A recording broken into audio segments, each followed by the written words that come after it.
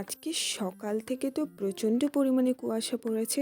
শুধু সকাল থেকে বলবো না, কালকে বিয়েবাড়িতে গিয়েছিলাম। কালকে আসার পথেই দেখছিলাম প্রচণ্ড পরিমাণে কুয়াশা পড়েছিল। মানে গাড়ি করে এসেছিলাম তো রাস্তা দেখাই যাচ্ছিল না। আর আজকে সেই দিদিটার বিদায়ের দিন। তো সমস্ত লোক দেখতে এসেছিল।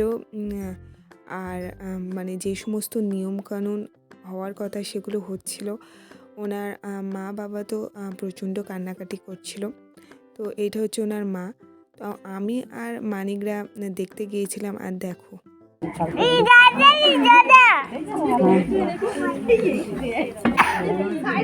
এরা দুজন তো এদের মতন ব্যস্ত, মানে এখানে গল্প করতে ব্যস্ত। তো এখানে বিদায়ের সমস্ত নিয়ম হচ্ছিল। তো এটা অনেকটা কষ্টকর প্রত্যেকটা মেয়ের কাছে, তোমরা হয়তো জানো। তো এখানে এবারে এরা চলে যাবে। তো সব জায়গায় মানে যে কটা মন্দির ছিল আশেপাশে, তো সেখানে প্রণাম করেছে। প্রণাম করার পরে এখানে অটো করে চলে যাবে, কারণ বাইরে গাড়ি রাখা আছে বড়। যেহেতু রাস্তাটা একটু ভাঙা ছিল সেই কারণে এরা অটো করেই যাবে।